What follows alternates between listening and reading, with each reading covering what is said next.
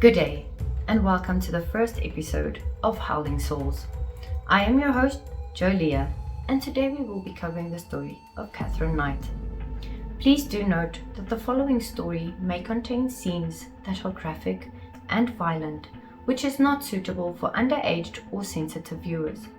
But if you are a fan of true dark crime stories, please do hit the like and subscribe button to be notified of our videos every week.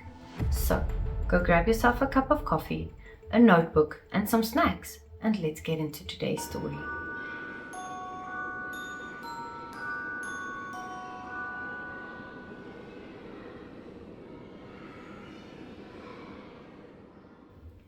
Most lover quarrels eventually end in a simple apology. But in February 2000, the story of Katherine Knight and John Charles Price had a horrible ending, leading to her becoming one of the first women in Australia's history to receive a life sentence without parole. Katherine Mary Knight, born on the 24th of October 1955 in Tenterfield, Australia. She, being the product of a scandalous love affair between her mother, Barbara Rogan, and her father, Ken Knight, she didn't have an easy life to start with. Ken Knight being a friend of the man that Barbara was married to at the time. When their secret love affair came to light, it rocked their small conservative town. Following this tumultuous start, Katherine's chaotic life didn't get any better, with her father being a violently abusive alcoholic who sexually assaulted her mother multiple times a day. Katherine herself claimed that she was sexually assaulted by several family members up until the age of 11. Katherine grew up as a loner who was prone to uncontrollable rages. In school, she was known as a bully who terrorized small children. Barely able to read or write, she left school at the young age of 15 in pursuit of her dream in getting her first pair of butcher knives and cutting up offal at the local abattoir. Working in the local abattoir was such an achievement for Knight, and her knife skills soon had her promoted to boning.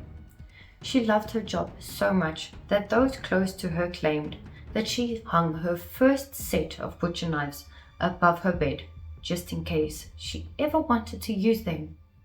And eventually, she did. While working in the butcher shop, Knight met David Kellett, who, much like her father, was a raging alcoholic who was prone to fistfights.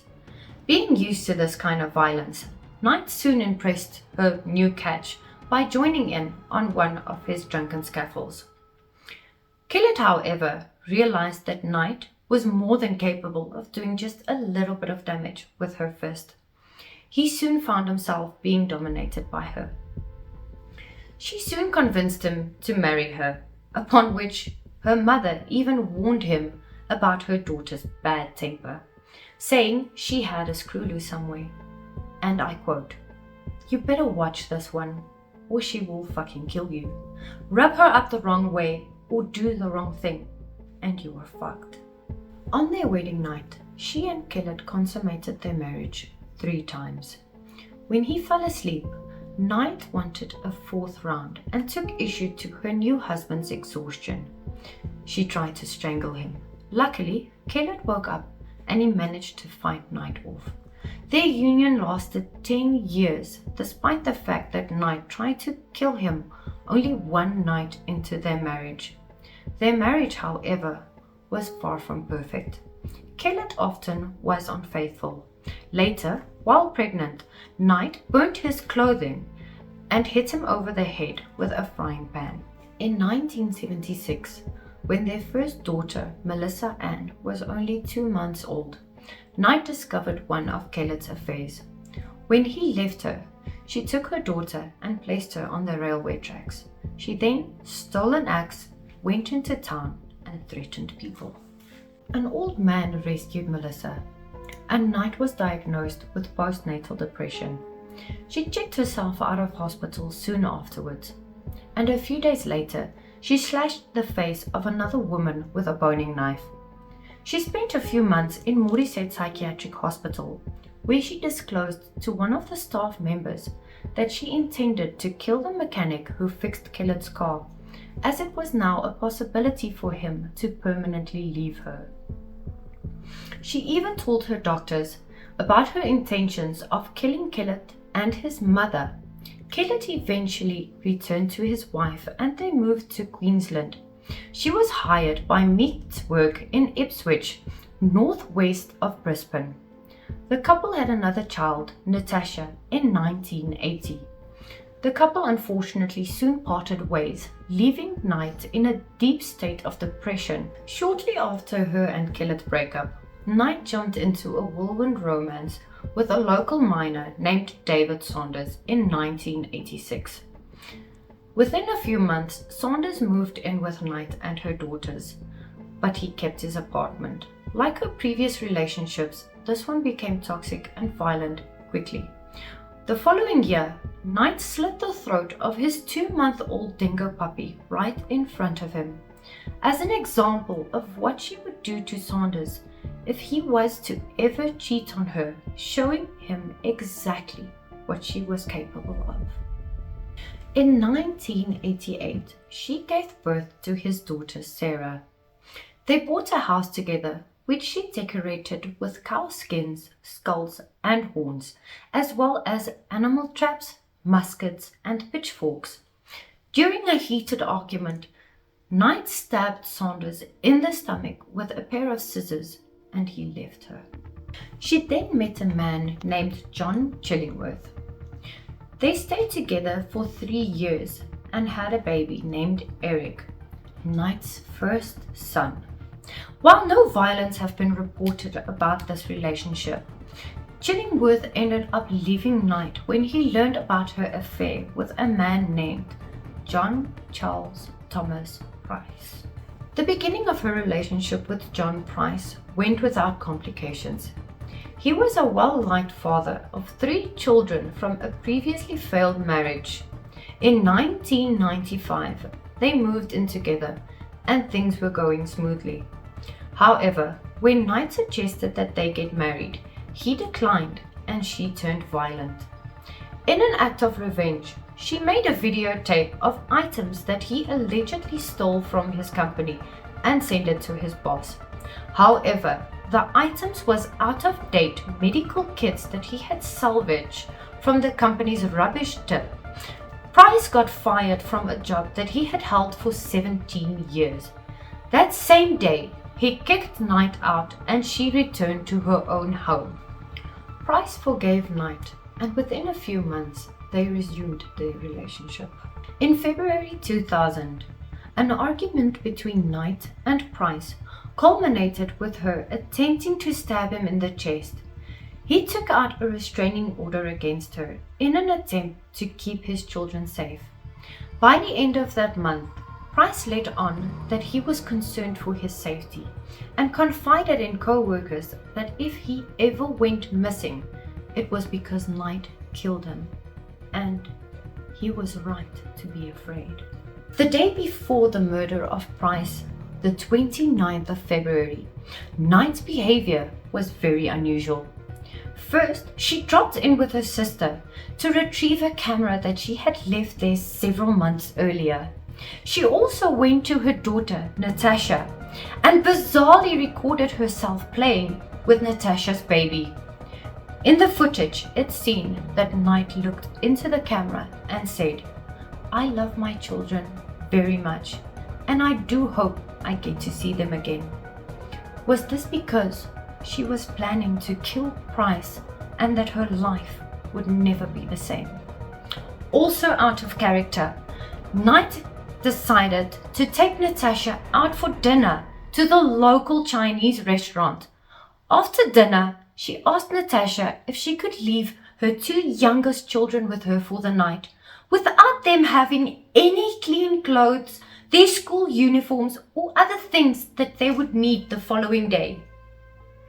That, of course, was because Knight needed the night alone to carry out her frenzied killing, as she knew that Price's children was with their mother and that she and Price would be home alone. That night, John Price came home and followed his usual routine of checking in with neighbors and then went to bed at 11 p.m.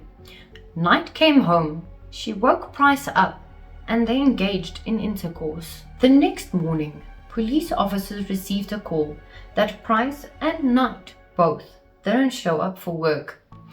Police officers were sent to the home immediately. Upon arrival, police officers saw what seemed to be blood on the front door steps.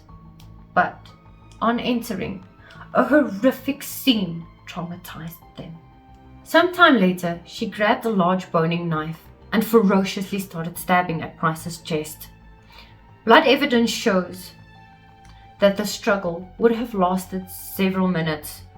Price, getting out of bed, bleeding profusely, desperately trying to make a dash for escape. Knight, following, still stabbing him in the back repeatedly. He made it to the front door. Blood evidence shows that he had opened the door with the bloody handprint found. He managed to get to the doorsteps with the blood that was laid on the front door. But, unfortunately, he was dragged back in, with Knight still in a stabbing frenzy, until Price eventually collapsed in his own pool of blood. His autopsy revealed that Price had been stabbed a number of 37 times in the front and back, several wounds to vital organs such as the stomach, the aorta, both lungs, the left kidney, his descending colon, and his pancreas.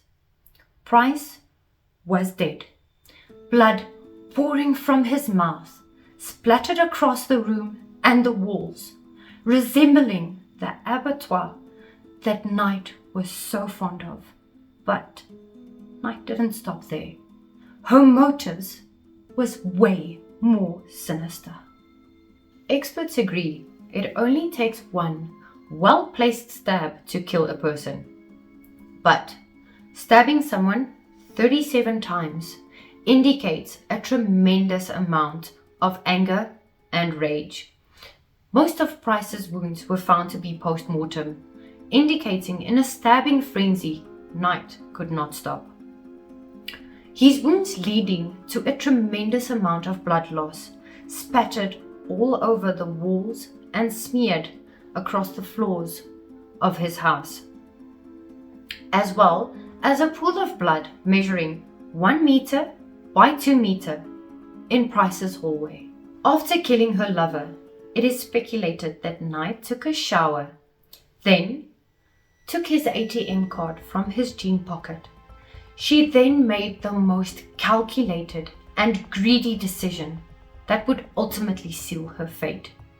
She drove to the nearest ATM to withdraw $1,000 from his bank account. It was an hour round trip to Mushwell Brook ATM. What was going through her mind within that 60 minutes?